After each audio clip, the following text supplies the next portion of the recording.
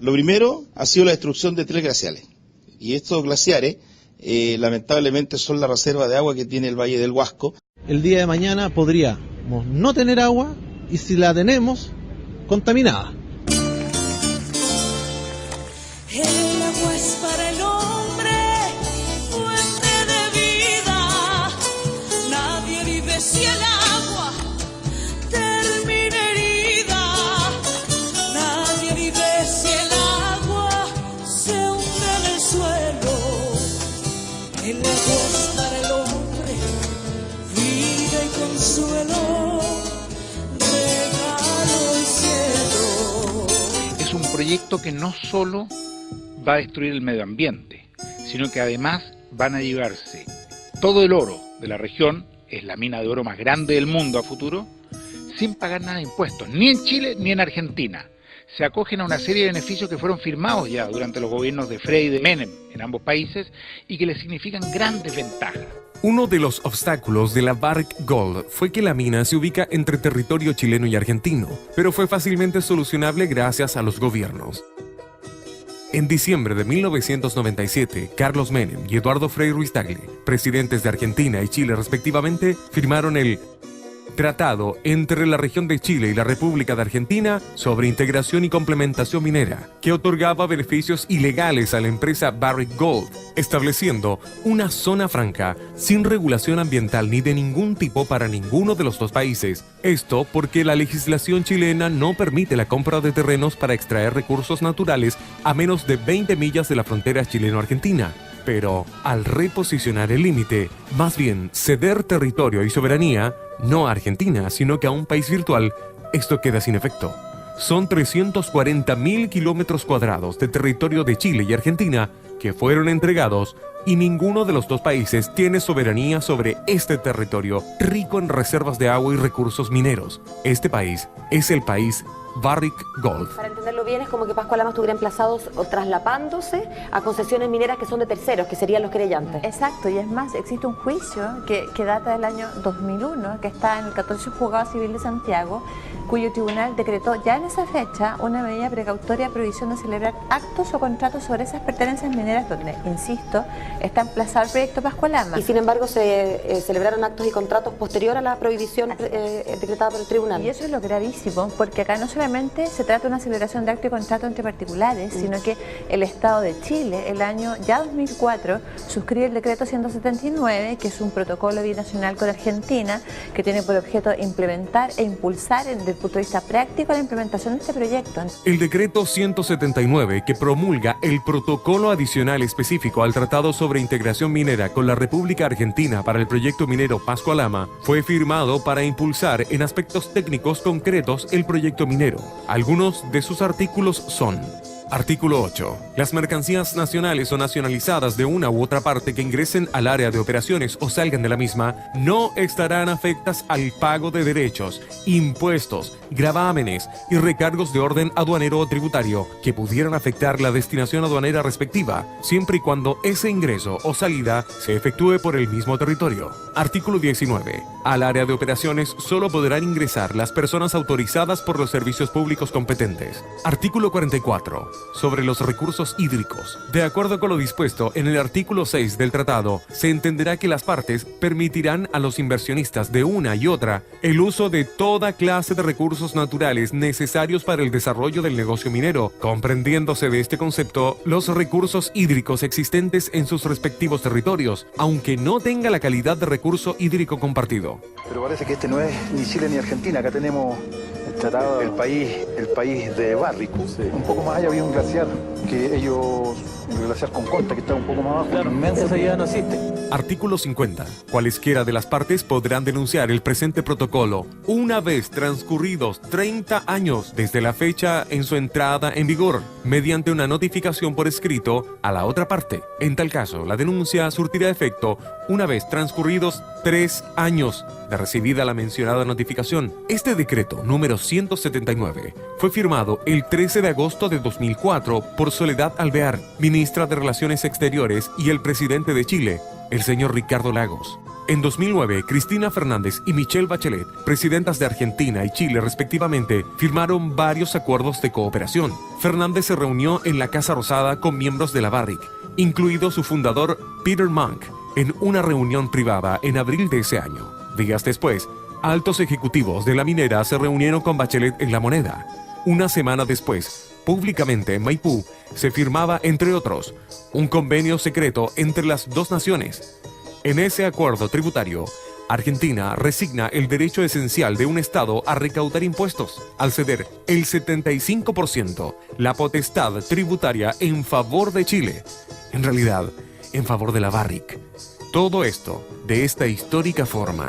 Como lo calificaron todos los presentes aquí en el Museo del Carmen de Maipú. Se reeditó, como ya lo decíamos, el histórico abrazo entre Bernardo Higgins y José de San Martín en 1818. Estamos protagonizando otro cruce de los Andes. Aquel cruce fue por sobre la cordillera y fue para liberar pueblos. Este cruce constituye otro cruce de los Andes. Por eso hoy nos volvemos a encontrar para multiplicar este abrazo entre chilenos y argentinos, porque compartimos no solo una valiosa historia común, sino que un extraordinario proceso de integración bilateral, así como una visión de futuro. Lo anterior ha sido investigado y detallado por el periodista y diputado argentino Miguel Bonazo, quien escribió un libro llamado El Mal, el Modelo K y la Barrick Gold, amos y servidores en el saqueo de la Argentina, donde denuncia este y otros acuerdos en beneficio de empresas transnacionales. Además, muestra la influencia de George Bush padre y otros multimillonarios sobre la Fundación Rockefeller, vinculada estrechamente con mandatarios chilenos como Ricardo Lagos y la mencionada Michelle Bachelet.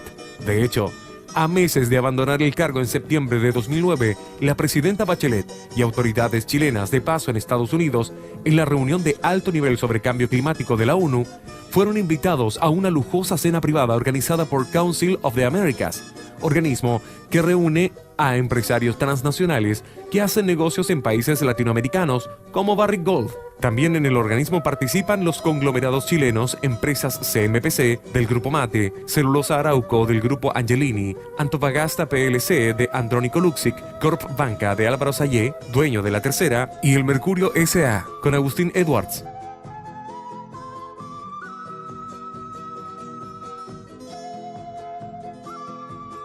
En esta cena participó el ministro de Economía Andrés Velasco, quien fue venerado por la presidenta Bachelet en su discurso por las políticas económicas implementadas en Chile. Además, estuvo acompañada por José Miguel Insulza, secretario general de la OEA, y el actual presidente del Partido Comunista, Guillermo Tellier, entre otros. A mí me sorprende muchísimo el carácter verde que ahora ha adquirido la concertación. Son todos verdes, todos, es impresionante. Ahora descubrimos que todos no les gustaba el proyecto. No obstante, todo esto ha sido permitido por la continuación del modelo económico y el marco legal impuesto por el gobierno autoritario de Pinochet. Gracias a la Constitución del 80, el Código de Aguas del 81, la Ley General de Servicios Eléctricos de 1982, las leyes respecto a nuestro subsuelo, cómo están establecidas las concesiones mineras y cómo están establecidas las concesiones también eléctricas. Esto es todo un entramado que los asesores de Pinochet, te fijas, tuvieron 17 años para crear este entramado, y que comienza con la Constitución del 80, comienza con la Constitución del 80, comienza con la Constitución del 80. Chile hoy día va a completar 17 años de dictadura de la Concertación, así como tuvimos 17 años de dictadura militar, tenemos una dictadura de la Concertación. Y yo lo he hecho responsablemente. Creo que en Chile se reproduce el mismo vicio que se reproducía en otros contextos y con otras formas, pero el mismo vicio de la dictadura: el crimen, el cinismo y la impunidad. Es el gobierno de Eduardo Frei Ruiz-Tagle, en que empieza este maridaje entre prohombres, en la mayoría hombres de hecho, de la Concertación y las empresas privadas, tendencia que sigue y se acentúa a través del gobierno de Ricardo Lagos, y se ha producido, te fijas, esta corrupción, porque esa es la verdad. Y se da como por un hecho de que esto significa un progreso y de que oponerse a ello es simplemente ser una especie de romántico del medio ambiente y que no entienden la dinámica del progreso y de la modernidad. ¿Quién nos va a dejar muchas toneladas de cianuro, de plomo, de arsénico que quedan en la tierra. Y eso no constituye un tema relevante para Televisión Nacional. Solamente ante la amenaza de una denuncia pública, ante sus puertas y ante sus oficinas centrales, es que ellos decidieron hacer un reportaje de última hora.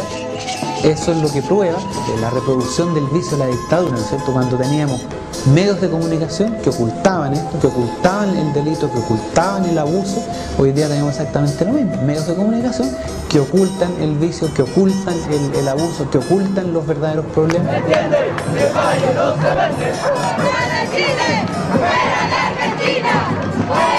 Parece una vergüenza que se acepte en este país que una compañía multinacional venga a cambiarle incluso la geografía a Chile. Es inaceptable, es improcedente e inmoral.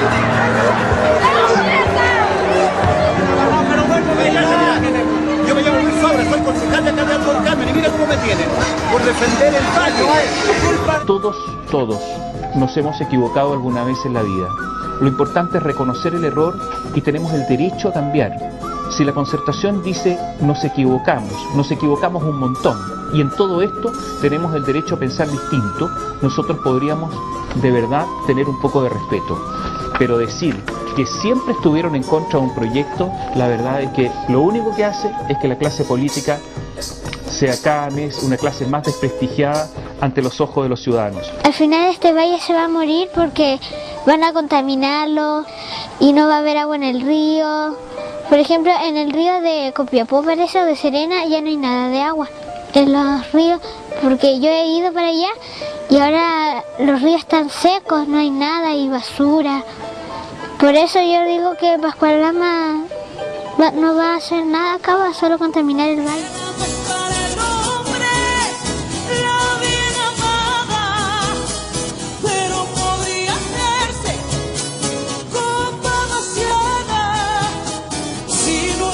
El puño contra el abuso de cambiar los glaciares por oro sucio, por oro sucio.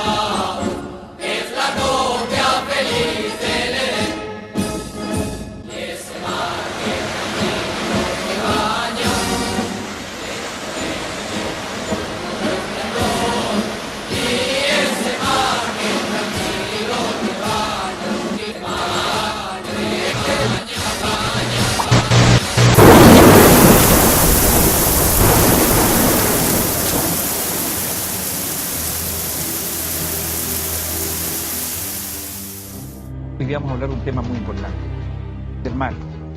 ¿Para qué sirve el mar? Para navegar. Eso está regulado por leyes internacionales. Para aquellos países que tienen plataforma continental, para explotar esa plataforma, pero nosotros no tenemos plataforma continental. El Pacífico es muy profundo. Sirve para pescar. Sirve para pescar.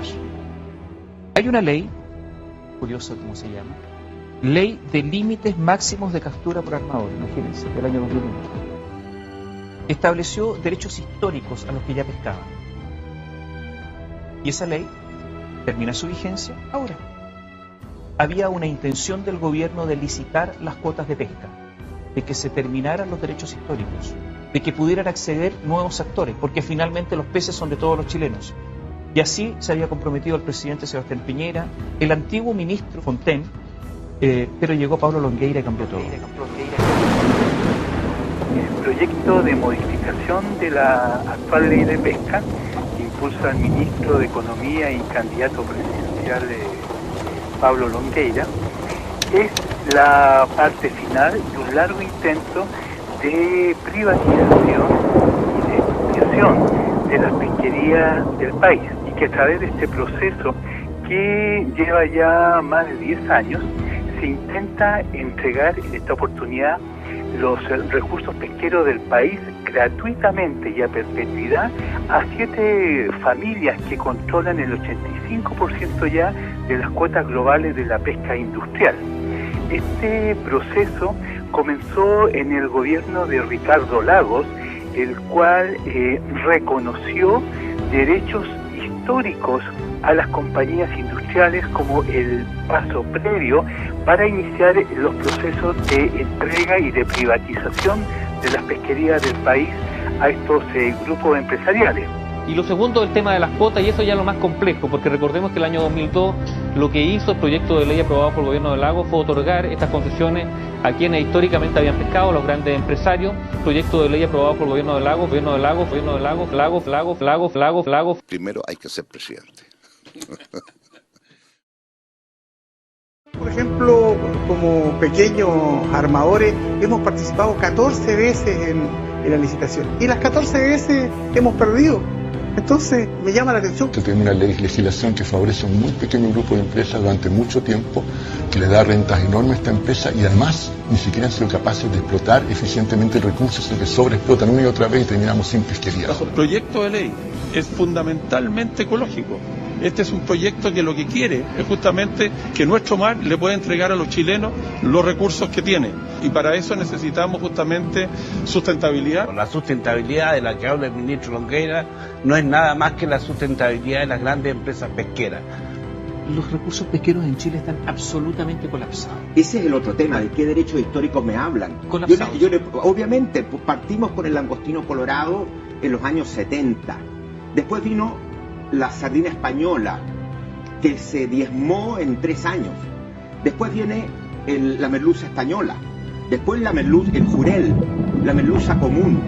Entonces, cuando a mí me dicen derechos históricos para justificar el regalo de la mayor parte de los recursos, yo digo más bien aquí hay una deuda histórica. Esos sectores influyeron para minar las regulaciones del Estado que apuntaban a la sustentabilidad del recurso. Los pescadores, los industriales pescaban hace un par de años atrás, no más de 10 años atrás. No más de 10 años atrás pescaban más de 4 millones de toneladas. Sin ninguna restricción. Más de 4 millones de toneladas. Hoy día no pueden pescar más de 200 o 300 mil toneladas porque sobreexplotaron en los recursos. Pero para que haya sustentabilidad, primero es fundamental que haya una buena investigación. A nosotros se nos dijo, bueno, ustedes van a pagar una patente pesquera y por la patente pesquera ese fondo va a apostar al Fondo de Investigación Pesquera, ahí se van a hacer los estudios. Solamente el 14% de ese fondo se ocupa en investigación. Por lo tanto, nos sentimos que realmente los gobiernos, y sobre todo los ministros de Hacienda, se han llevado para la casa esta torta, digamos, y no la han ocupado como se debe. Si usted toma la cuota pesquera del sector industrial y la asigna al sector artesanal, la reserva de anchoveta y sardina, se pueden generar más de 4.000 puestos de trabajo en contra de los 300, 400 que ellos tienen en sus embarcaciones.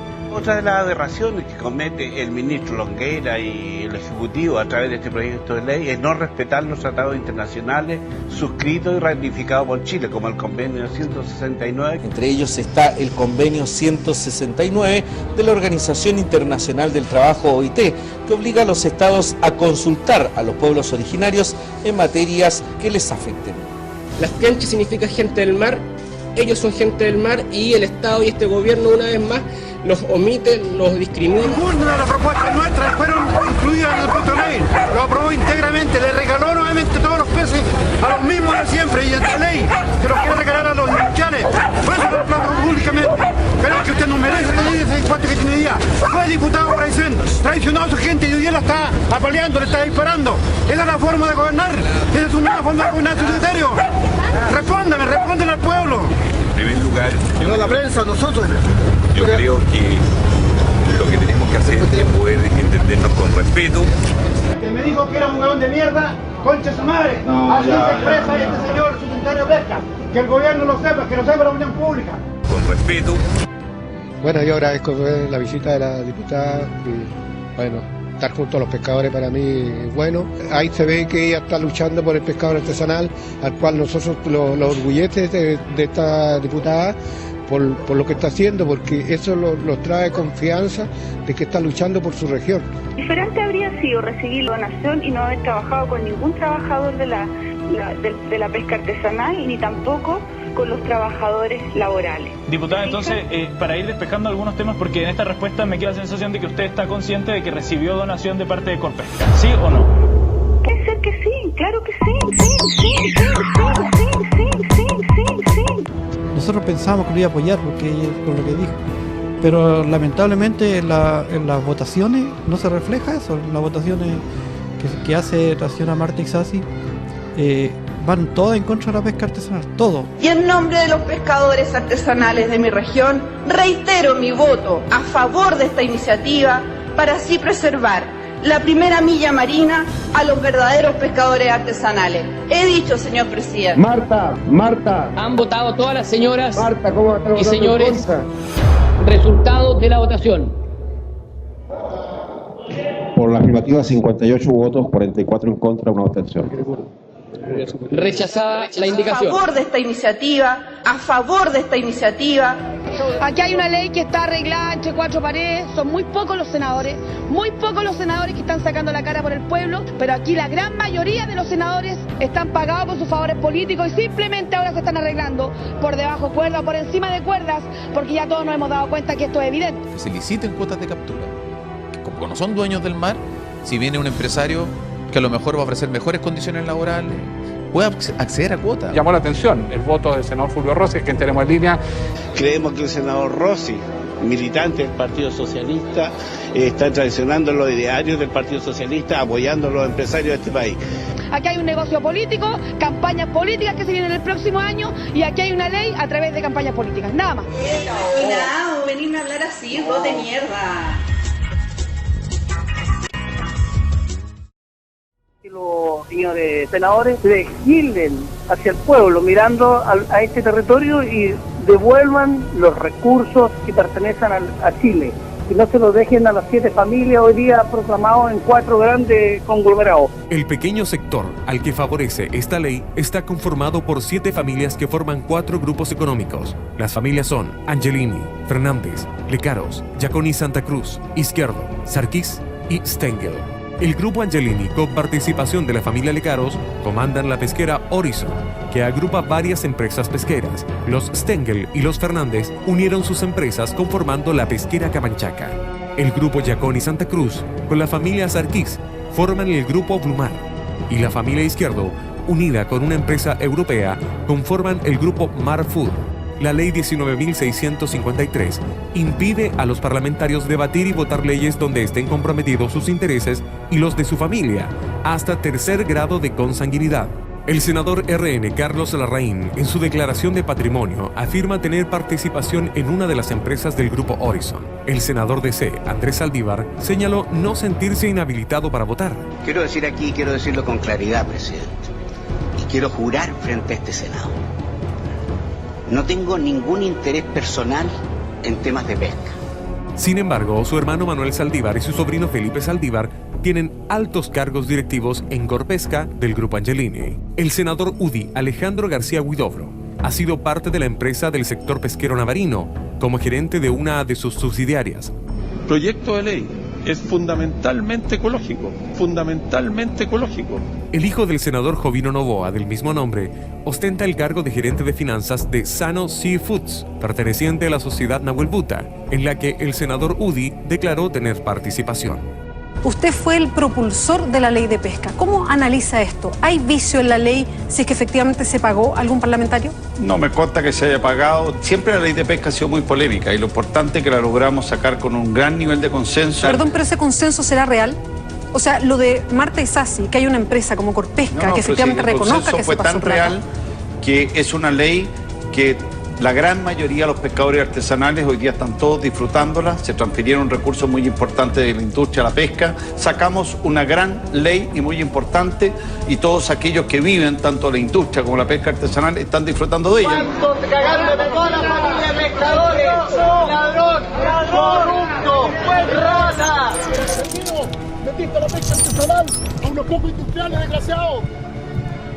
Estos son grupos radicales, pequeños, que en definitiva están ensuciando esta campaña presidencial. Más de 1000 pescadores artesanales de la región del Biobío marchan a esta hora hacia Santiago como una medida de protesta para que se tomen en cuenta las reprimidos por la policía mientras protestaban contra una nueva ley de pesca que restringe sus cuotas de producción. El patrimonio de los pescas chilenas es un proyecto que fue elaborado durante la dictadura de Pinochet por el almirante Merino. Los 20 representantes de la provincia de Arauco salieron a las 7 de la mañana marchando pacíficamente hacia la moneda.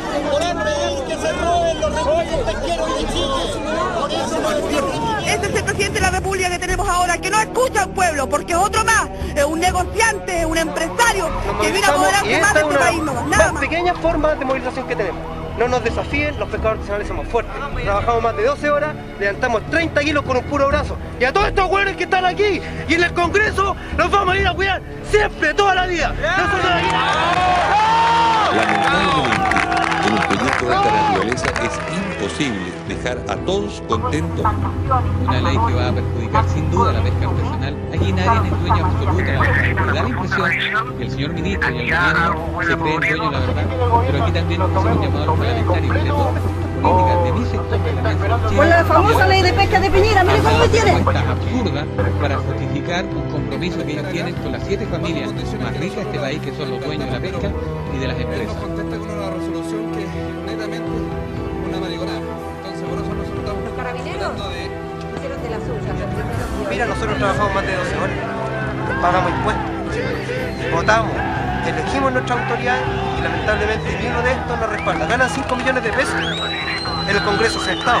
¿Haciendo qué? Nosotros trabajamos 12 horas todas las noches, y con suerte ganamos 20.000 pesos. Pues fíjate que lo que tenemos que estar extrayendo son 2 toneladas, 3 toneladas de pesca. Lo único que causa este tipo de leyes, que el gobierno viene implementando desde 1980, los gobiernos de la concertación y los gobiernos de la Alianza por Chile, es solamente pauperizar el trabajo de todos los trabajadores de Chile y muy particularmente desde esta frontera del pescador artesanal. Estos grupos anarquistas de izquierda finalmente destruyen nuestra democracia. En materia de recursos pesqueros, derogar la ley de pesca y redefinir el uso de los recursos pesqueros a partir de las necesidades de la población y fundamentalmente de los pescadores artesanales, que son los más directamente beneficiados.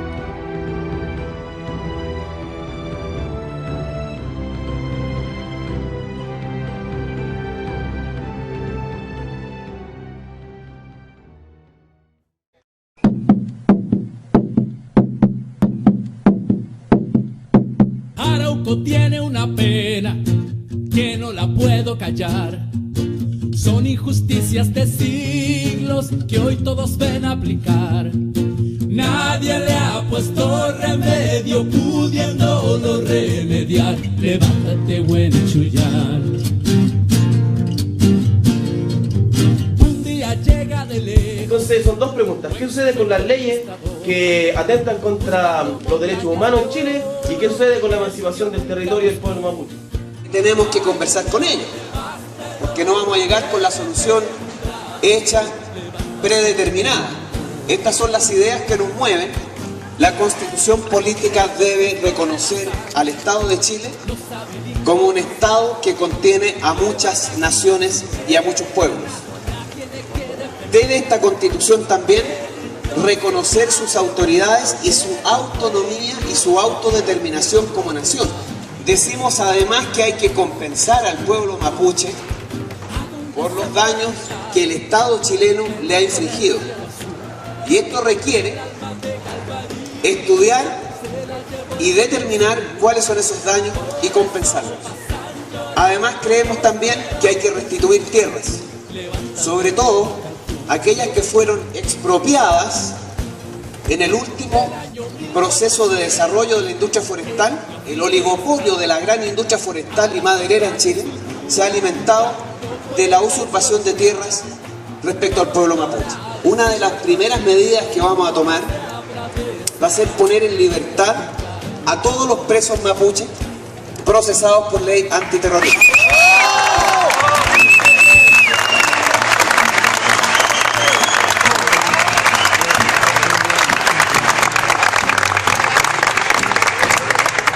La derogación de esa ley es consecuentemente una aspiración de esta candidatura.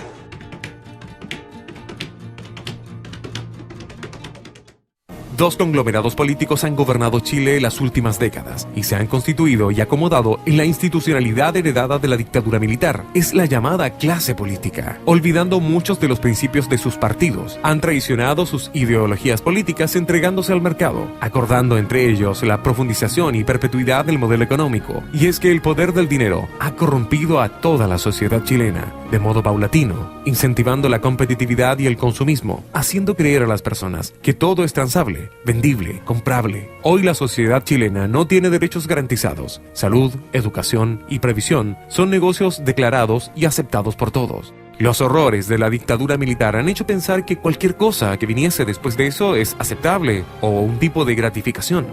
Veo un país que sabe evitar los desastres ecológicos, con un Estado eficiente que facilite la iniciativa creadora y sobre todo que escuche a la gente.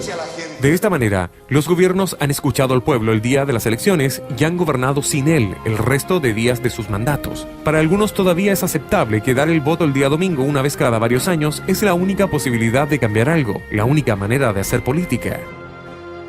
Con esto a su favor, con el pueblo silente, tranquilo y sumiso, Frey y Lagos establecieron la privatización como política esencial de sus gobiernos, dejando en manos de empresarios extranjeros y unos pocos chilenos el control de todo, de la salud, la educación, de la previsión, de los recursos naturales como el cobre, el agua y el mar. La relación de los gobiernos con los mega empresarios se hizo cada vez más fuerte. Eduardo Frei declaró: "Es un destacado empresario de enormes virtudes, honesto y trabajador", refiriéndose a Anacleto Angelini, empresario italiano al que le dio la nacionalidad chilena por gracia. Ricardo Lagos dijo: "Fue fundamental en la etapa del descubrimiento de cómo crecer en un país con tremendas barreras de protección que se deben bajar y atreverse a competir".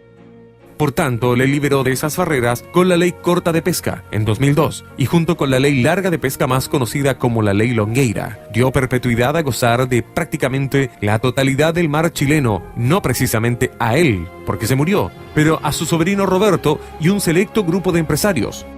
En 1992, Agustín Edwards, dueño de El Mercurio, quien fue pieza clave en el contacto con la Casa Blanca para el financiamiento del golpe militar en 1973 y la instauración del modelo de Milton Friedman en Chile durante la dictadura, crea la Fundación Paz Ciudadana, con el objetivo de ser una institución de referencia técnica para los gobiernos en la implementación de políticas públicas en temas de seguridad. Eso en teoría. Pero en la práctica, Paz Ciudadana se basa en teorías que no buscan centrarse en el hecho de los delitos, en sus causas, sino que impera la visión simplista del premio y castigo como forma de impedir y controlar los delitos. No intenta implementar políticas sociales que apuntan a educar y culturizar la población, combatir la pobreza y desempleo, proporcionando mejor relación entre las personas, sino que combate la delincuencia a corto plazo, aumentando el gasto del Estado en mayor control policial, número de policías, procesos más rápidos y penas más severas, más cárceles y más represión. Lo que pasa es que en el caso de ayer, la brutalidad excedió todos los límites de la decencia y la cordura. Lo peor es el señor Chadwick, que se permite decir que él no tiene que pedirle permiso a nadie y que puede entrar en un colegio, en una universidad, en un hospital. A mí me parece que lo que ha hecho Chadwick es demostrar lo que nosotros hemos dicho siempre: esto no es una democracia, es la continuidad de una dictadura.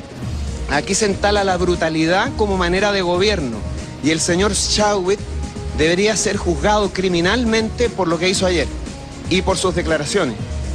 A mí me parece que nosotros como chilenos, como ciudadanos, como padres de familia, debemos respaldar y expresar toda nuestra solidaridad con Pedro Aguilar, presidente del Centro Estudiantes del Barros Borgoño, y con los estudiantes que están hoy día en toma en la Universidad de Chile, en la Casa Central, todo nuestro respaldo.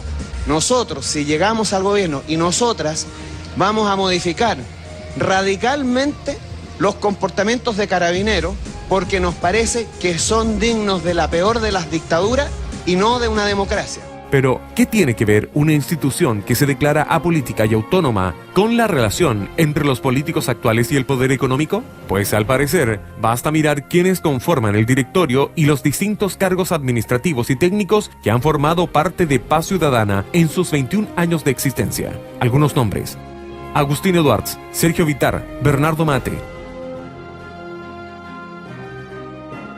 Soledad Alvear, Paola Luxic, Eugenio Tironi, Edmundo Pérez Lloma, Alberto Espina, Roberto Méndez, Álvaro Sayé, Horst Polman, Mónica Jiménez, Carlos Cáceres Contreras, José Miguel Galvez, José Antonio Garcés, Alberto Casís, René Cortázar, Javiera Blanco. Quizás sirva de ejemplo esta institución para hacerse una idea de lo estrechas que son las relaciones entre política de concertación y alianza con los empresarios y el vínculo de estos con los medios. Es interesante ver cómo los directores de las redes de los medios escritos más grandes del país aparecen representados en el directorio a lo largo de toda la historia de la institución. Estas empresas son el Mercurio Sociedad Anónima, que incluye a El Mercurio de Santiago, de Valparaíso, de Calama, de Atacama, de Antofagasta, La Estrella de Valparaíso, del Norte, de Tocopilla, de Arica, del Huasco, del Loa, de Concepción, de Chiloé, el Diario Austral de Temuco, Valdivia, Yanquihue, Osorno, Diario Las Últimas Noticias y La Segunda, líder de San Antonio, además de una red virtual de diarios online llamados Soy, y agregando el nombre de cada ciudad donde absorbieron medios locales independientes. Como si lo anterior fuese poco, la concentración de medios de comunicación continúa con algunas radios como Digital FM, Positiva FM, el portal web emol.cl, entre otros. El otro grupo de medios es Copesa, que incluye a los diarios La Tercera, La Cuarta, La Hora, Pulso, Revista ¿Qué pasa?, Paula, Radio Carolina, Beethoven, Paula FM, Disney, Cero, entre otros. Agustín Edwards y Álvaro Sayé, actuales dueños de ambos grupos, están representados en el directorio de la institución independiente. Resulta también muy interesante ver quiénes dirigen los medios de comunicación más masivos como radios y televisión, particularmente de la televisión. Los canales de señal abierta en Chile están agrupados en Anatel. Los miembros de los directorios de esta asociación y los canales que lo componen parecen moverse entre los negocios y la política, incluso cambiándose de un canal a otro periódicamente. Es curioso también escuchar entre quienes aparecen en la televisión referirse a los otros como canales de la competencia. Hablar de la grúa televisiva es como ver estos productos distintos en sus características organolépticas y pensar que son competencia cuando en el fondo pertenecen a la misma compañía. Con el dinero controlando a través de sus dueños las comunicaciones, estas se transforman en lo que se conoce como uno de los poderes fácticos más influyentes que tienen los gobiernos, de manera que sus pensamientos bombardean de información inconscientemente a los ciudadanos y al público en general, generando una visión de la realidad muy influenciada por las ideologías y decisiones de los gobiernos. Al no existir diversidad de medios alternativos que compitan con estos grandes medios, la relación es directa, porque aproximadamente más del 90% de publicidad del gobierno, ministerios, municipalidades, servicios e instituciones del Estado es otorgado en medios escritos a estos dos grupos, lo que se traduce en aportes económicos. De esta manera se financia la gran prensa escrita. Para los medios alternativos, por tanto, es muy difícil competir con ellos. Las vinculaciones entre estos poderes son muy estrechas y se puede encontrar personajes ligados en un momento a directorios de televisión, dirección de otros medios, ligados al mundo empresarial y a instituciones públicas con participación en los gobiernos directa o indirectamente. Solo un ejemplo. La abogada Javiera Blanco fue ex subsecretaria de Carabineros durante la gestión de Michelle Bachelet. Fue vinculada en escándalos como el ocurrido con el senador Guido Girardi. Miércoles 19 de noviembre del año 2009. El senador Guido Girardi está apurado porque son las 11:23 y va camino a Valparaíso. A esa hora va a trabajar. Se discute la ley de presupuesto, está súper atrasado. Kilómetro 37, ruta 68, camino a Valparaíso. Va muy rápido. lo lleva un chofer y Carabineros de Curacaví lo para y le van a pasar una infracción de tránsito. El senador pretende pasar su credencial y un cabo segundo de Carabineros dice no, todos son iguales ante la ley. El senador Girardi se enoja. Si él es un senador, ¿cómo es posible que le pasen un parte? ¿Qué pasa que no le entregan, no puede mostrar la credencial? E inmediatamente toma su celular y llama a Javiera Blanco, la subsecretaria de Carabineros. Resultado, en solo 6 días los 2 carabineros están sancionados. Al principio iba a ser arresto, después una anotación en su hoja de vida, etc. Fue solo la presión de los medios la que lo salvó. Fue muy criticada por sancionar a estos carabineros por presiones de un senador en virtud de su condición de honorable parlamentario y no habrá sancionado ni haberse pronunciado con el mismo criterio sobre el carabinero Walter Ramírez tras comprobarse que un disparo por la espalda de su arma de servicio mató a Matías Catrileo. Javiera Blanco hasta hace poco ejercía el alto cargo de directora ejecutiva de Paz Ciudadana. Se integró al comando de Michelle Bachelet. Es la nueva vocera del comando de Michelle Bachelet. Es la cara visible, la que comunica directrices, la que comunica decisiones. Es la cara buena. Otro que encontró un lugar en el comando de la candidata presidencial fue René Cortázar, quien participaba en directorios de las grandes empresas como VIS, Entel Chile, Corp Banca y AES Gener, antes de ser ministro del Trabajo de Patricio Aylwin. Durante el gobierno de Eduardo Frei Ruiz-Tagle, coordinó el programa económico cuando Frei era candidato presidencial. Participó en el gobierno de Michelle Bachelet como ministro de Transporte y Telecomunicaciones en medio de la crisis del reciente proyecto estrella de Ricardo Lagos Escobar, el Transantiago. ¿Cuánto se habló de Costanera Norte? En noviembre inauguraremos Costanera Norte. Esa es mi respuesta a los agoreros. Y ahora hablan de problemas para acá en Santiago. Toda la gente aquí, nosotros venimos a las 6 de la mañana. Los trabajadores aquí todos botados sin poder llegar a sus trabajos. En la vereda sur, retraso y problemas hubo en distintas partes de la capital. Todo el mundo está reclamando por falta de buses. Un paradero totalmente atochado de pasajeros. La escuela militar fue sin duda uno de los puntos más críticos. Fue tal vez el epicentro de los reclamos. Gracias, señora presidenta, no preocuparse por nosotros. Los que no tienen en vehículo llegan y parten.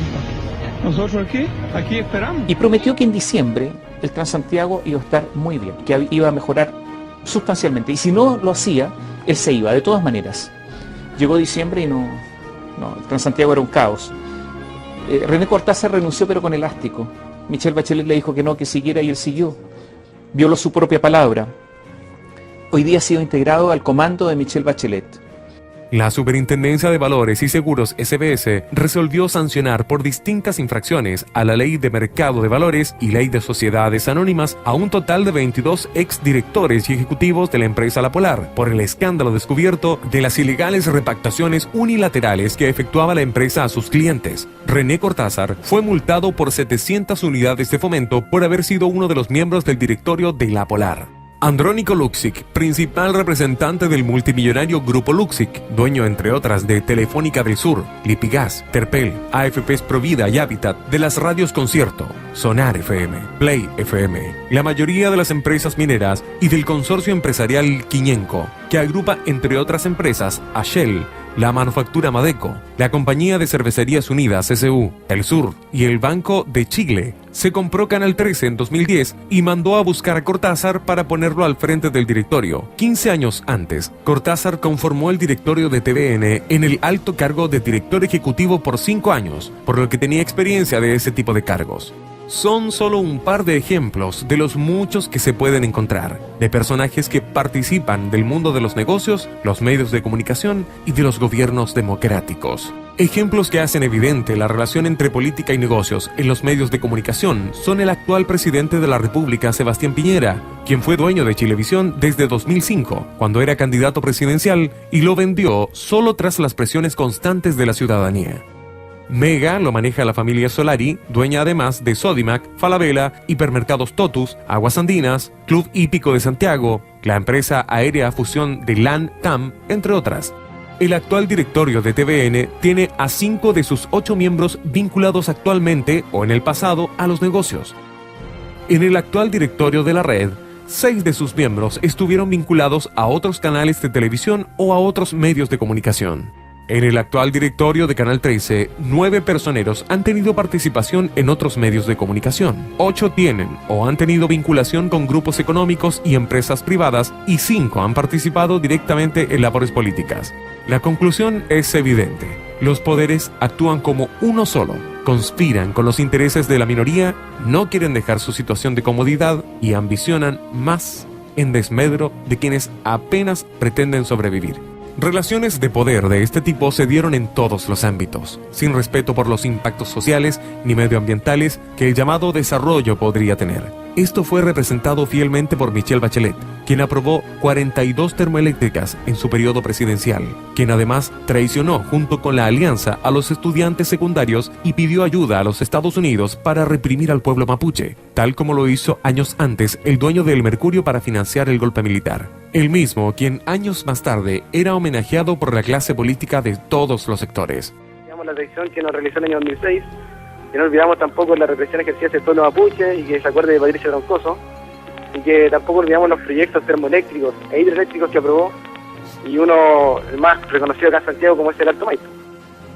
Esto es solo una parte de la historia política de los gobiernos que han dirigido los caminos que ha tomado Chile. Una historia política que va más allá de una opción acerca de un tema o una propuesta.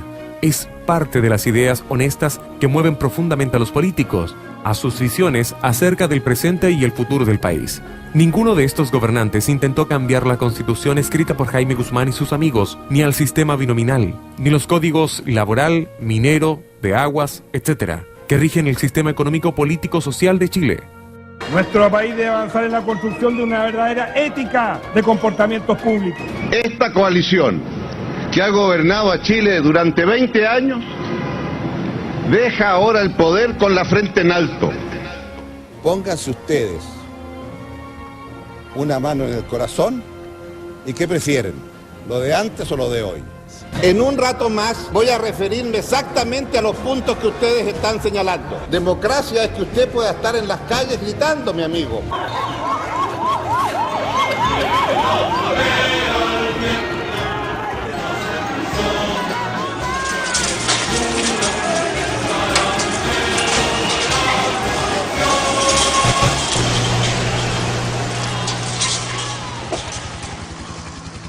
Prometido en el diario de Cooperativa, estamos con otro de los candidatos a la presidencia de la República. Estamos hablando de Marcel Clod, abanderado presidencial del Partido Humanista. Es economista, profesor universitario y activo dirigente político. Trabajó como tal durante varios años en el Banco Central, pero desde fines, diría yo, de la década del 90, invariablemente ha tenido una postura de cuestionarnos, ¿verdad?, el modelo de desarrollo que ha elegido Chile, el modelo neoliberal. Ha ejercido la dirección de varias organizaciones medioambientales como la Fundación Terram y Oceana. Políticamente fue en algún minuto de muy joven militante de la democracia cristiana, pasó por el PPD, renunció el año 93 a ese partido. Con el argumento de diferencias irreconciliables. En marzo de este año, el Partido Humanista lo proclamó como su abanderado presidencial. Ayer salió una información en la revista Foreign Affairs en Estados Unidos. Es una revista que leen todos los hombres de negocio en Estados Unidos. ¿Qué es lo que dice esa revista? Que hay un solo candidato, que es el más prometedor anticapitalista. Eso viene de la embajada norteamericana en Chile, esa información viene de ahí. Aquí se sabe que esta candidatura está pisando fuerte, está entrando con mucha potencia, sobre todo en los sectores sociales, trabajadores, el mundo estudiantil y juvenil. Eso tiene preocupado a la clase política. Entonces de repente aparece esto del Banco Central. Yo trabajé 3 años en el Banco Central entre el 83 y el 86. Y después me fui a Lovaina y volví el 90. ¿Qué es lo que hice yo ahí? Hacía informes sobre la deuda externa latinoamericana. Pero ¿cuál era mi trabajo político en esa época? Yo hacía trabajo de contrainformación en contra de la dictadura. Era miembro del grupo contra la tortura Sebastián Acevedo, además del grupo de economistas socialistas. Era parte de un grupo de estudiantes por la teología de la liberación. Entre el 83 y el 86, los 3 años que yo estuve en el Banco Central, fue el periodo más álgido de las protestas en las calles, que empezaban a las 10 de la mañana, y yo estuve en una y cada una de esas protestas. De hecho, sabían en el Banco Central mi opción política, ¿Y alguna vez te complicaron por eso? Claro que me llamaron, pues. Me dijeron que sabían lo que yo hacía, que no les gustaba. Yo les dije, bueno, eso es asunto mío. Yo no tengo por qué darles cuenta a ustedes de lo que hago yo después de las 6 de la tarde. ¿Cómo me pueden decir que yo trabajé para la dictadura? Y lo dicen más encima. A mí incluso me persiguieron políticamente en tiempo de la dictadura, entonces ¿cómo puede alguien sostener eso? Pero cuando yo estaba en el Banco Central y dirigí el estudio sobre el bosque nativo, la pesquería y la minería, yo recuerdo muy bien las presiones que hubo dentro del Banco Central para que ese informe no se conociera. Y una vez que se conoció, la presión fue tan grande que el Banco Central hizo una cosa que inesperada de cualquier institución pública. Cambiaron los resultados del informe. Nosotros decíamos que el bosque nativo venía disminuyendo y ellos sacaron otro informe y lo pusieron aumentando. Eso fue producto de la presión, porque yo veía al presidente de la CORMA, la Corporación de la Madera, sentado todos los días en la puerta del presidente del Banco Central, presionando para que ese informe sea desconocido. Se desconoció.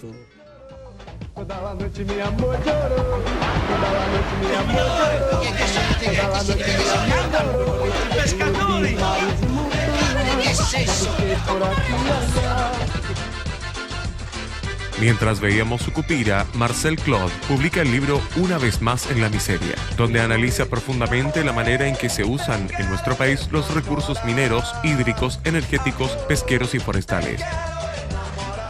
Yo llegué al PPD el año 90, cuando volví de Europa, de mi estudio de doctorado, y como siempre me ha interesado la política, un grupo de amigos que estaba en el PPD me dijo, ¿por qué no te metes acá?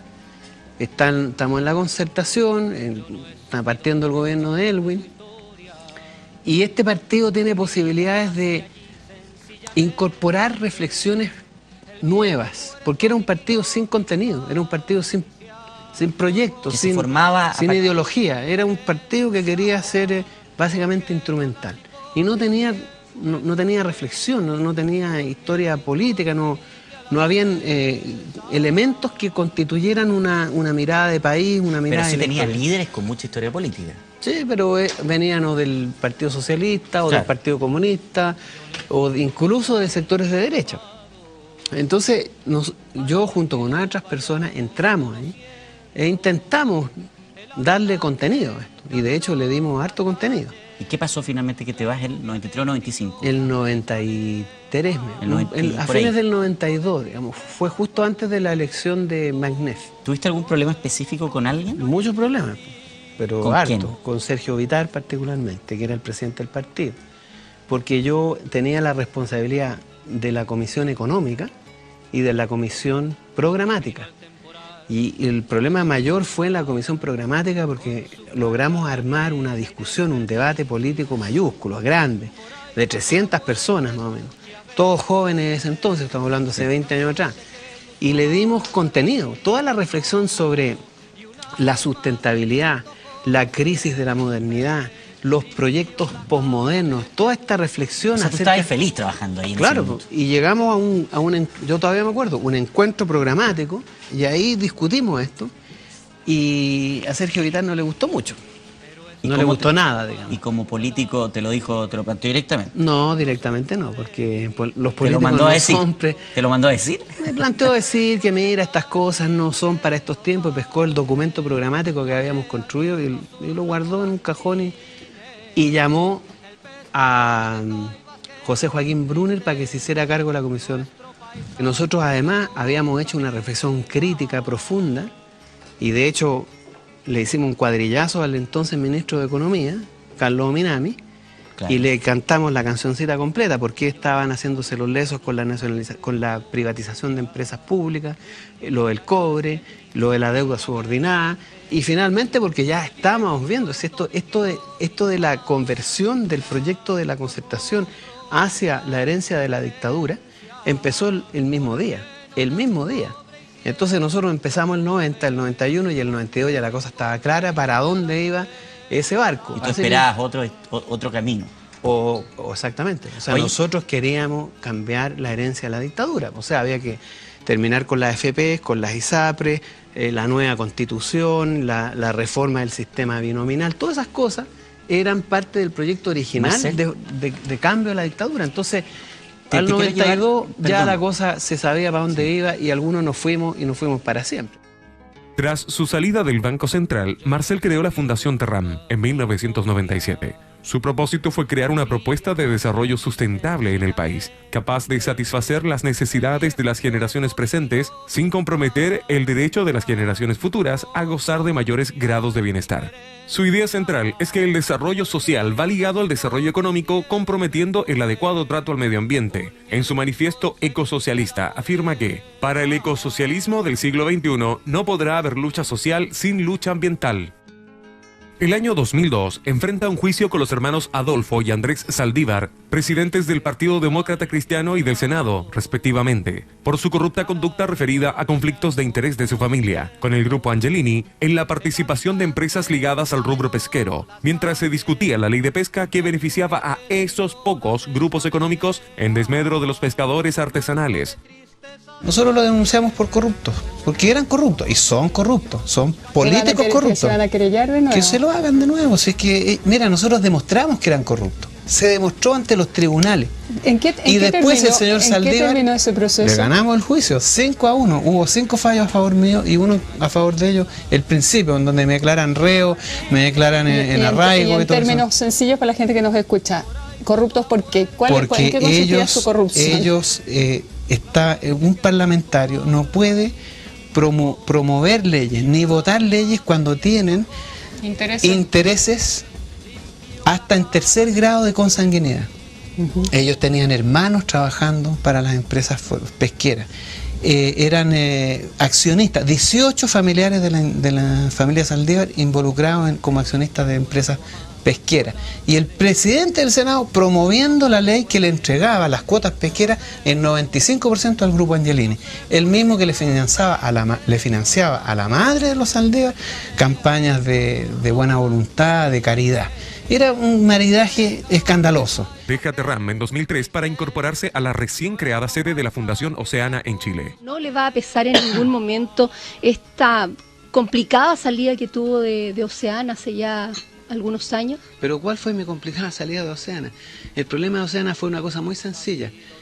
Yo tenía la prerrogativa de decidir la política para América Latina sobre cómo se hacía la lucha ambiental. Y siempre dije que la lucha ambiental en Chile va de la mano de la lucha social. La diferencia con los norteamericanos era que ellos querían hacer merchandising. Una vez más, la lógica del mercadeo, del lobby, de conseguir que las grandes empresas en Chile pusieran plata para financiar el ecologismo. Yo nunca acepté esa política y fue un problema político de esa envergadura. Finalmente terminó en una crisis política al interior de esa organización y eso es lo que explicó mi salida. Yo no veo cuál es la complicada salida de Oceana. Fue una cuestión política.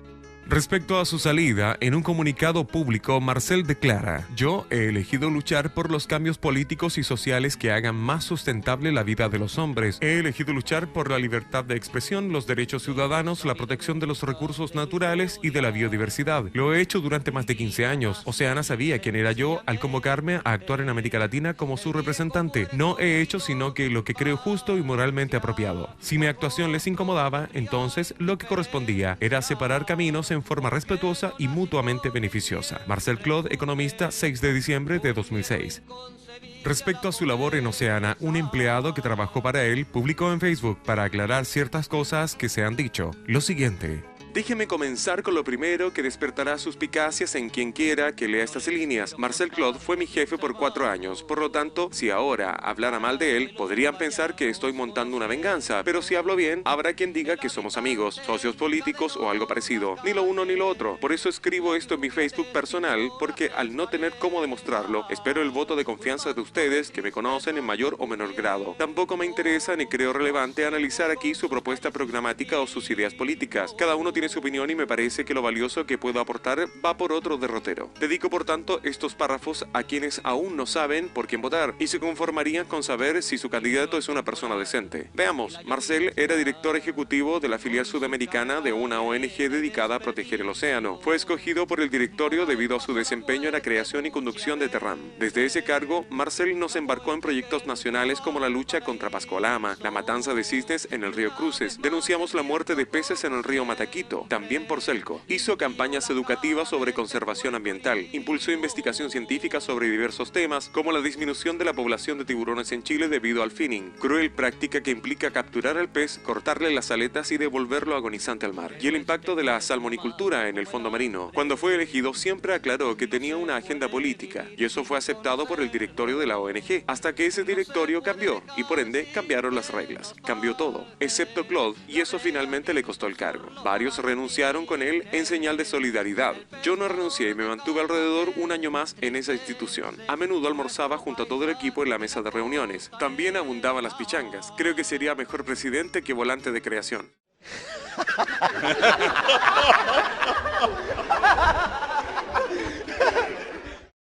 En lo laboral, soy periodista y elaboró una estrategia que todavía hoy me parece sorprendente y notable. En lugar de desgastarse intentando pelear por tribuna en los llamados medios grandes, montó una red gigantesca de medios alternativos, sitios web, radios comunitarias y locales, publicaciones universitarias, etc. Eventualmente, también los medios grandes se fijaron en él, y aunque él también les brindó su espacio, mantuvo trato diferente con los medios más pequeños.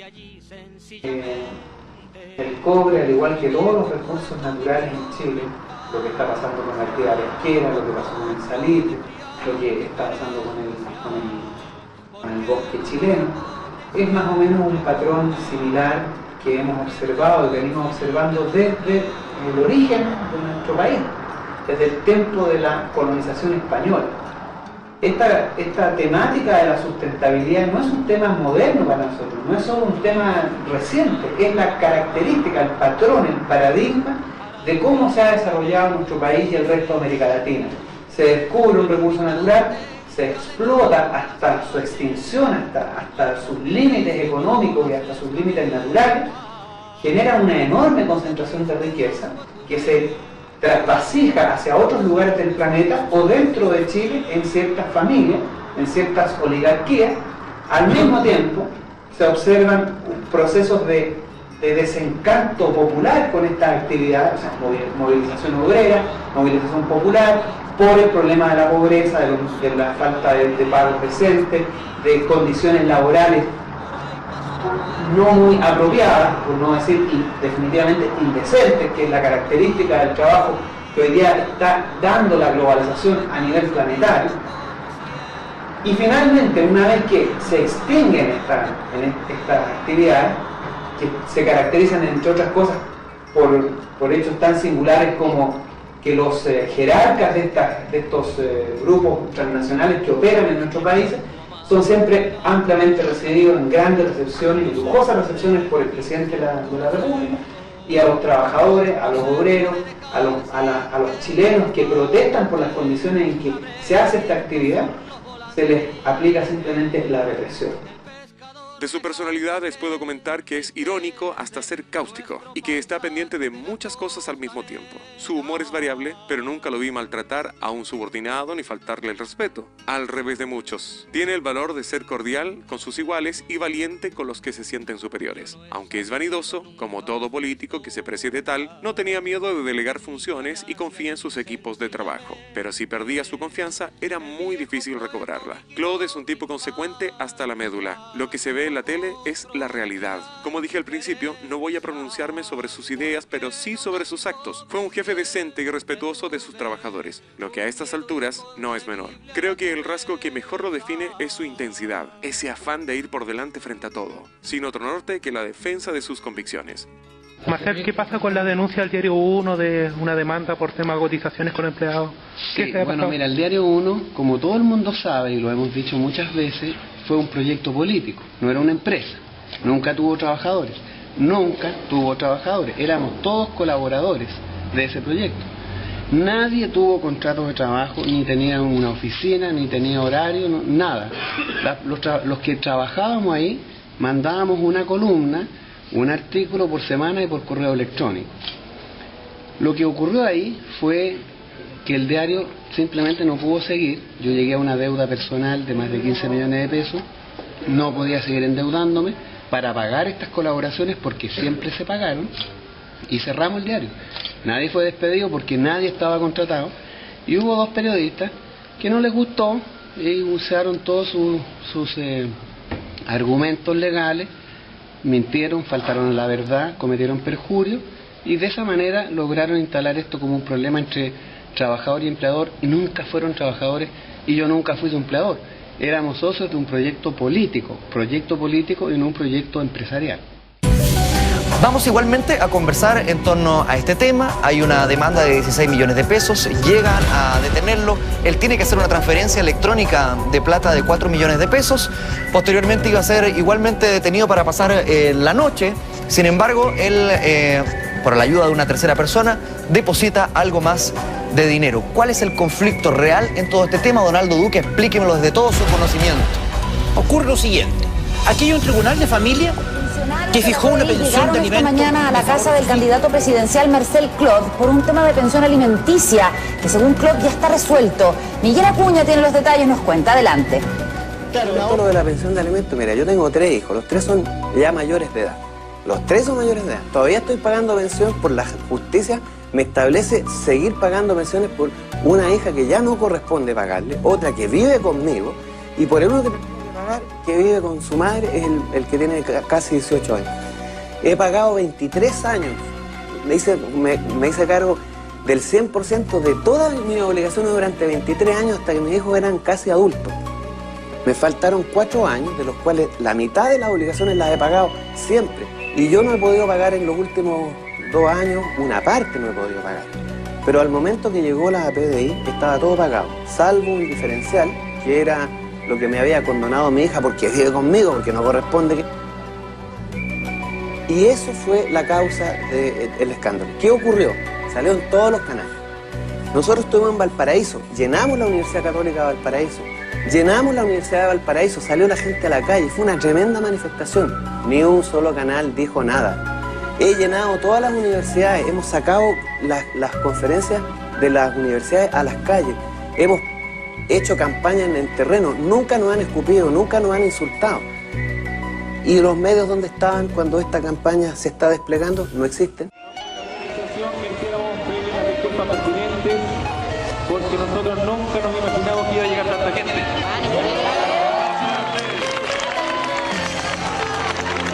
Les comunico que Marcel está muy emocionado por esta situación. De verdad estoy muy impresionado por la presencia de tantos estudiantes. Creo que es un signo de los tiempos que corren.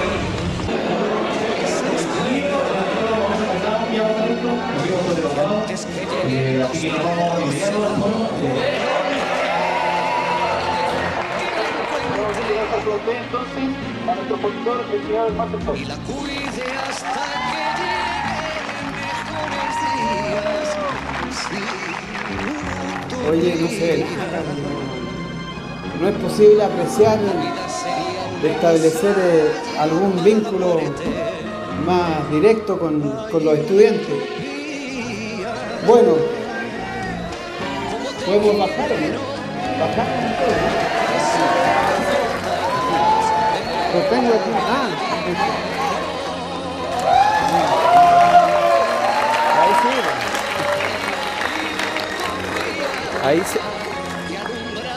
Ahí sí que se ve mejor. ¿Se escucha bien ahí o no?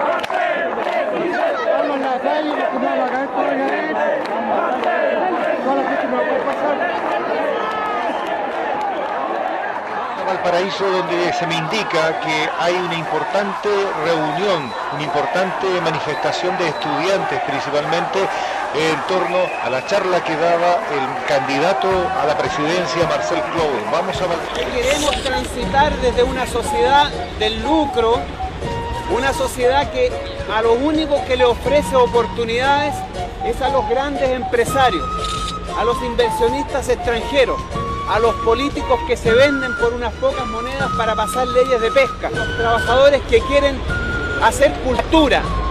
La cultura no existe en Chile, es basura, se faranduliza todo, la política, la cultura, la televisión. Nosotros creemos que la farándula es un instrumento de control político. Eso es lo que le interesa al poder, a la clase empresarial, que la gente no piense, que la gente no sea reflexiva, que la gente no tenga pensamiento propio. Los que siempre han estado fuera de la historia, alguna vez lo estén, alguna vez tengan la oportunidad de construir un mundo más cálido, un mundo más acogedor, un mundo más sincero y honesto, donde todos sepan, y no solamente los empresarios. Yo los invito a ustedes a ese trabajo, a esa lucha, a ese esfuerzo, a esa convicción de ser parte de la historia, de ser ustedes los que hagan esta transformación, porque aquí no se trata de cambiar un presidente, sino que se trata de construir un Chile muy diferente. El Chile de los trabajadores, el Chile de los estudiantes, el Chile de las grandes mayorías. Muchas gracias.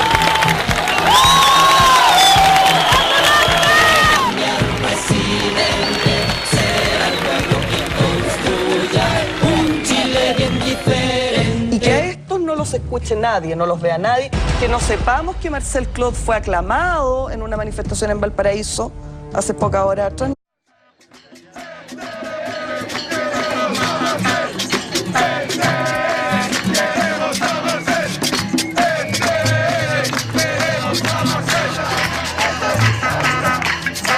La televisión supuestamente pública, que debería informar sobre todos los proyectos, sobre todas las candidaturas. Hoy día lo que está haciendo la Televisión Nacional es simplemente dañar de manera peligrosa y criminal la libertad de expresión de los chilenos. Yo recojo el concepto funcional. ¿No podría, por lo tanto, considerar también que lo que hace usted con el Partido Humanista finalmente es una opción funcional? Usted dice, bueno, yo necesito el partido para poder escribir la candidatura. ¿No es algo funcional eso? El Partido Humanista hace 20 años también que está con esto mismo, digamos. No es una cuestión utilitaria. Ellos me apoyan a mí porque comparten el ideario que yo he defendido junto con muchas otras personas durante 20 años. Y yo me siento cómodo con el Partido Humanista porque hace 20 años que están coherentemente con este mismo postulado, con estos mismos principios y estas mismas políticas. No es que acá haya un acomodo, una utilización de la herramienta funcional o para evitar la junta operativa. Bueno, pero lo que pasa es que lo de la firma es una cuestión circunstancial. Editárselo significa un problema menos en términos de financiamiento. Pero aquí lo central no es eso. Aquí lo central es un proyecto político que apunta al bienestar, que apunta al pasarlo mejor en este país, porque Chile hoy día es nada más que un nicho de negocio. Nosotros estamos planteando construir una sociedad de derechos, centrada en los derechos. Eso me interesa que conversemos un poquitito. Las democracias modernas se dan constituciones que garanticen derechos sociales fundamentales. El derecho a la salud, el derecho a la educación, el derecho a la vivienda, el derecho a un trabajo digno, el derecho a una jubilación adecuada, no están garantizados en la Constitución. Lo que se hace hoy día en Chile es una asamblea constituyente con la participación de los distintos sectores políticos, sociales, culturales, étnicos de nuestro país, en el cual se recojan las demandas, se generen las propuestas, se elabore una propuesta de nueva constitución, se plebiscite al conjunto del país y luego se promulgue. Eso se hace en las democracias. Una sociedad de derechos. Yo he recibido una invitación del presidente Ricardo Lagos, en la cual me invita a la ceremonia de la firma de la nueva Constitución Política de la República. Acá está una gran mentira que me parece fundamental que el pueblo conozca. Es la misma Constitución con algunas modificaciones. No es una nueva Constitución. Por eso que nosotros, hasta que en Chile no haya una Constitución verdaderamente democrática, la votamos a la basura. En Chile, lo que se llama modelo de desarrollo no es tal, es simplemente un patrón de acumulación de poderosas riquezas concentradas en muy pocas manos. La gran transformación de capital natural en capital financiero. Por ejemplo, en materia forestal, la riqueza de Señor Mate, en la pesca del Grupo Angelini, la industria minera, Luxic. Las grandes fortunas de este país se explican por una depredación inmisericordia y una extracción indiscriminada de recursos naturales. He estado en Valdivia, donde la planta Celco, autorizada por el gobierno de la Concertación, ha terminado asesinando a los cisnes de cuello negro, pero además contaminando las aguas subterráneas. Y mientras los pueblos del interior no pueden llevar adelante proyectos agrícolas porque se le dice a la gente que no hay agua, acá el gobierno de Chile está regalando el agua de todos nosotros a estas transnacionales del cobre que se la llevan sin pagar ni un solo peso. Esa agua nos pertenece a todos y es una obligación moral que tenemos defenderla para las futuras generaciones. Y acá en la franja hablamos sin pelo en la lengua. Tiramos la Constitución a la basura porque es mala. Y aunque unos pocos se escandalicen, yo sé que la mayoría de ustedes está de acuerdo en que hay que cambiarla. Yo por lo menos saque el 1%, el 10% o el 40%, voy a seguir trabajando después de las elecciones hasta que vea que en Chile hay más respeto por las personas. En un país en que la distribución de los ingresos es una de las peores del mundo, en que la gente está asfixiada por las deudas que ya ha pagado 2 o 3 veces y la sigue debiendo, puedo afirmar que la delincuencia es un modo de explosión social provocado por el sistema político, económico y judicial actual, que privilegia a unos pocos que se han apoderado de la riqueza y el poder político de la nación. Es por ello que nuestra prioridad es el cambio del sistema político y económico que está llevando al país al desborde social. Para eso, por cierto, que se necesita una nueva constitución. No se trata solo de participar, los jóvenes quieren decidir. Entonces, si no se les da ese espacio, después no nos quejemos. ¿Por qué queremos? Que participen, pero solo hasta donde les interesa que estén en el poder y no más allá. Eso, por decirlo menos, es una frescura. ¿No será que este nivel de concentración de la riqueza en que vivimos en Chile está asfixiando un conjunto importante de la población? ¿Qué tipo de país estamos construyendo? Llenémonos de casa, pongamos una regla alrededor de todo el país y tal vez resolvemos problemas. Desconcentración del poder es la respuesta. Nos gusta o no nos gusta, les gusta a algunos o no les gusta. Desconcentración del poder económico. A mí me parece que ese es el camino que tenemos que tomar. Y lo que creo que saben es que tarde o temprano lo vamos a hacer. Tarde o temprano Chile va a ser un país más justo, va a ser un país mejor. Entonces digo, ¿a qué seguir perdiendo tiempo? ¿Por qué no construir un país más bueno, más justo, en el cual realmente nos estamos orgullosos de que el resultado del crecimiento y del desarrollo es compartido por cada uno? Que cada familia recibe por retribución, por el aporte que está haciendo, lo que le corresponde. Ese es el Chile que nosotros vamos a hacer.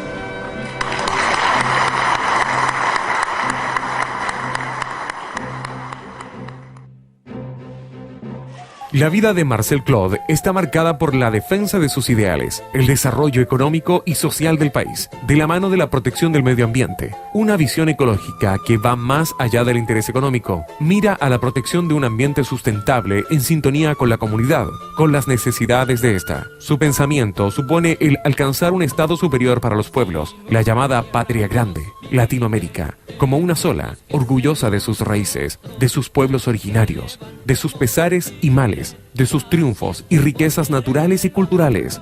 Hay una mirada crítica al sistema gobernante, al modelo político y económico, que explica que Chile se encuentra entre los 10 países con la peor desigualdad en todo el mundo. Las propuestas del movimiento son muy radicales, porque hoy en Chile todo lo que pretende cambiar algo es radical, es extremo. Clase política, negocios y medios de comunicación unidos han cambiado el sentido de la lógica en el país. La visión de la realidad es directa. Las ideas no se expresan ni se proponen al movimiento social en conjunto desde afuera, sino que nacen de ahí. Marcel ha surgido de esos movimientos, ha sido parte de ellos. Por eso, tal cercanía con las ideas, que nutren mutuamente a los actores. Es indudable que la organización de la sociedad, del movimiento social movilizándose, aterra a la clase política y a los grandes empresarios que los financian. Las acusaciones sobre Marcel y su correspondiente cobertura mediática irán en aumento probablemente, pero siempre habrá una explicación para ellas, y al igual que con toda información que podamos recibir particularmente de los medios grandes, corrompidos hace mucho al servicio de unos pocos que tienen y quieren todo. Es necesario buscar por iniciativa propia, y seguramente la explicación no tarda en llegar. Difundir el movimiento y no quedarse sentado esperando a que hagan esto, a ver si cumplen, a ver si las buenas intenciones las hacen o no. Parece ser la solución. Tarde o temprano se logrará, Pero solo la unión reivindicará los derechos usurpados a los ciudadanos y compatriotas. Solo la comunidad unida y organizada logrará los cambios. Un lápiz y un papel no bastan. No han servido de mucho anteriormente. Solo ese antecedente debería hacer pensar que el lápiz conspira contra los ciudadanos, en la decisión de participar democráticamente al menos. No será fácil. Quizás el temor que aún lega el pasado político del país detenga las aspiraciones y sueños del pueblo, más que las bases legales y la industria televisiva, más que el consumismo y la corrupción. El miedo mata cualquier intento de cambiar algo. Si la convicción es clara, todo temor desaparece. El llamado es a no engañarse por programas políticos adaptados a los nuevos tiempos que cambian con el tiempo, más aún cuando la historia política de esos conglomerados políticos no coincide con las promesas. Yo creo que es el país el que tiene que ver sobre cuáles son las debilidades de los programas de cada uno de nosotros. Si lo dice don Ricardo.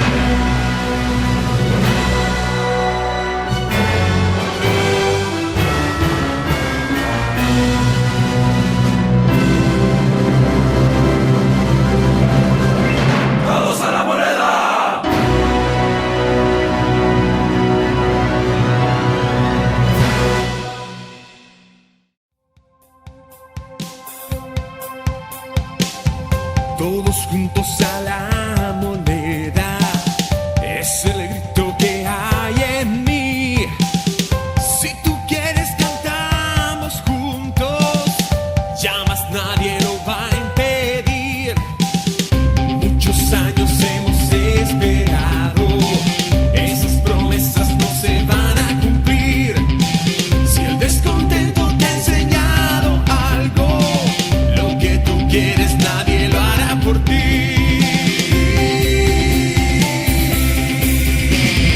Todos juntos a moneda.